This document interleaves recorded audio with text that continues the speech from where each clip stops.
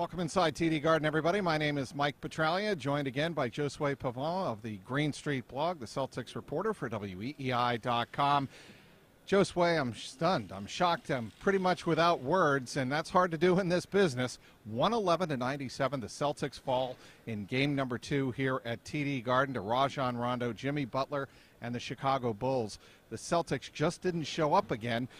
They were really manhandled in the first quarter. After they got out to a 9-3 start, it was really all downhill from there.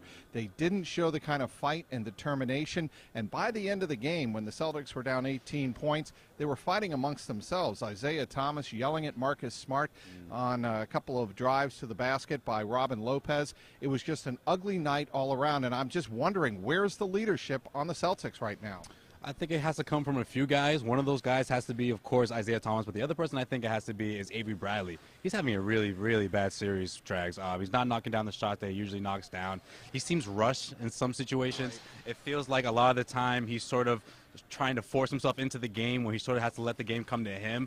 Even defensively, which is his bread and butter, he seems a little bit behind when it comes to chasing down Dwayne Wade and Jimmy Butler. I mean, these guys, they're certainly, we know what they're capable of. We talked about that coming into the series, that when these guys are on, and of course their big three we're talking about, they can be really tough to beat. But it feels like the Celtics are sort of just like on different wavelengths. One guy is thinking he has to go left when he's supposed to go right. The other guy's thinking vice versa, and that's when things like that happen. I also saw him. You saw him yelling at Smart. I saw him yelling at Olynyk in a couple of plays. You seeing the Celtics sort of yelling at each other, going back and forth, like they're sort of confused, and a lot of that has to do with how good the Bulls can be on offense, but also a lot of that has to do with the fact that the Celtics are sort of just trying to find a way to find that offense that they need to keep up with the Bulls, but they're just always a step behind, it feels like. There's one thing to be very energized and very fired up, and there's another to be out of control. What I think a lot of Celtics fans are looking for is some of that energy in the front court, and they are seeing none of it. Al Horford is off to a bad start in this series, and Amir Johnson, I don't think he starts game number 3 at this point. He played how many minutes here? He played 9 minutes and pretty much very little in the second half. He only had 4 points. He was a non-factor with 2 rebounds. You had Al Horford. He had 7 points on 3 of 8 shooting. Their front court's not showing up, and again, the offensive rebounds, 10 of them by the Bulls in the first half, really put the Celtics behind the 8 ball, down 8 at halftime. Yeah, that's the biggest reason we saw Tyler Zeller out here. It's the biggest reason why we saw Stevens sort of come up with some kind of help out of the front court. But I was really surprised to see Al Horford struggle tonight. I thought he had a pretty good game 1.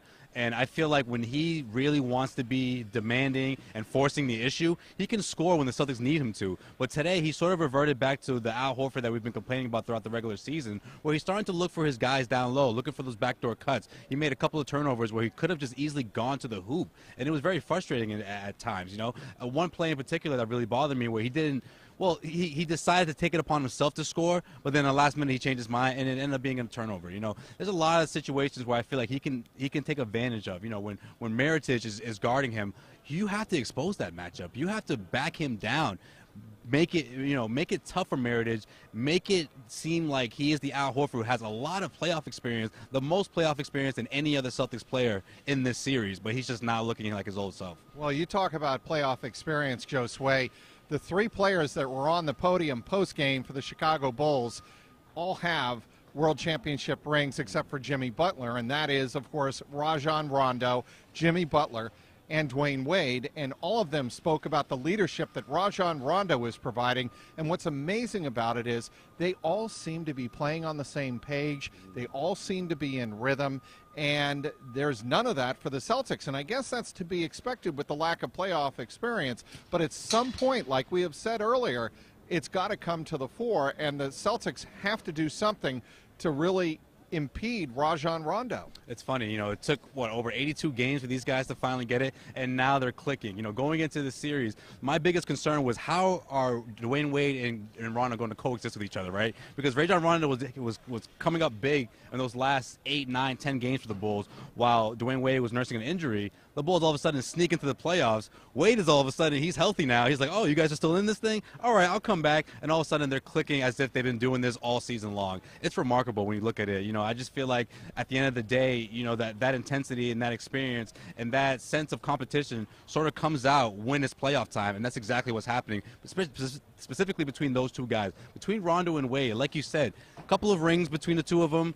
You got Jimmy Butler, who's always been the most consistent player from them. And the best player in the series, really. Best player in the series, gets it done on both ends of the floor, and all of a sudden everyone knows their role. 14 assists from Rajon Rondo. I mean, that's classic Rajon. That's a Rajon that was Rajon last season, the assist leader in the NBA, and now he's starting to look like his old self. You see Dwayne Wade coming in that fourth quarter, because Dwayne Wade, let's face it, at this stage of his career, he's not going to be someone who's going to give it to you throughout the entire game. But in the fourth quarter, when you're up by 6 or 7 or 8 points like the Bulls were, that's when you need him to sort of turn it on and flip that switch. That's exactly what happened, and it was just too much for the Celtics to handle. And who has been crushing the Celtics? Not Rajon Rondo, not Jimmy Butler, not Dwayne Wade.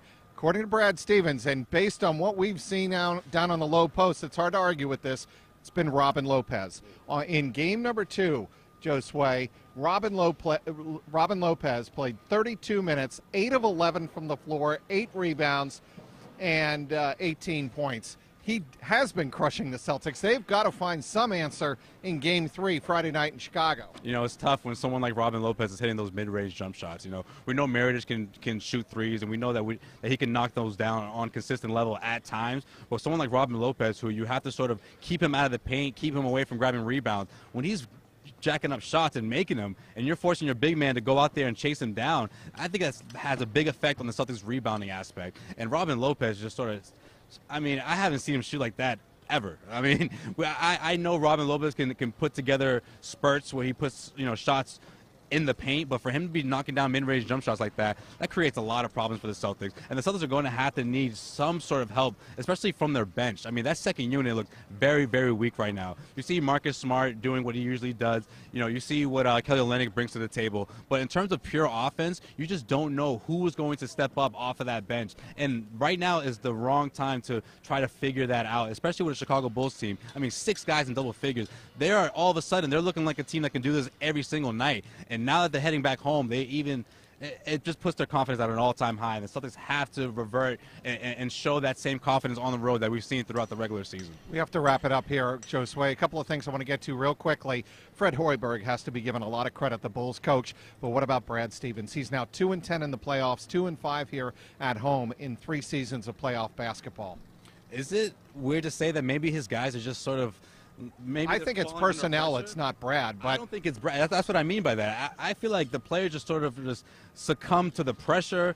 I don't know if it's about being the number 1 seed or having home court advantage. This is the first time in Brad Stevens' tenure where he's not the underdog in this series. That's been the case the last 2 years. I don't know if that sort of psyche is affecting the Celtics and how they run their offense and how they go about defending, but they're just a step behind the Chicago Bulls, and they have to figure this out. And Brad Stevens is going to continue to try to find the most confidence he can get out of his guys. And I think that the Celtics could steal one in Chicago, but they really have they're in trouble, Trax. Let's be honest. Let's call it what it is. Right now, they're in trouble.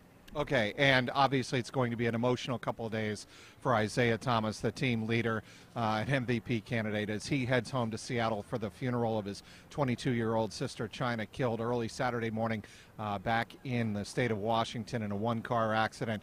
Obviously, it'll be Isaiah going back to Seattle on Wednesday.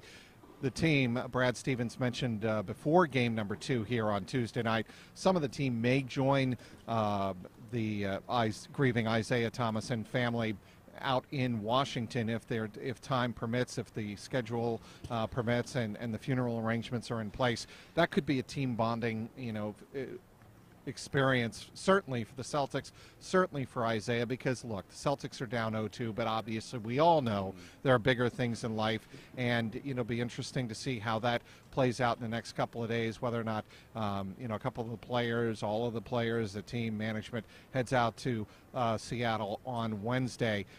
Certainly game number 3 will be Friday night in Chicago. The team and Isaiah will be back in time to likely practice on Thursday afternoon in Chicago, and then get ready for game number 3. A must-win, according to Al Horford after the game, if the Celtics are going to have any hope of turning things around. They are down 0-2 after a 111-97 loss to the Chicago Bulls here on Tuesday night at TD Garden. Follow all of our coverage on the Green Street blog.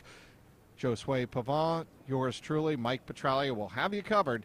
Be sure to hit up the Green Street blog on WEEI.com. For Josue Pavon, I'm Mike Petraglia, WEEI.com.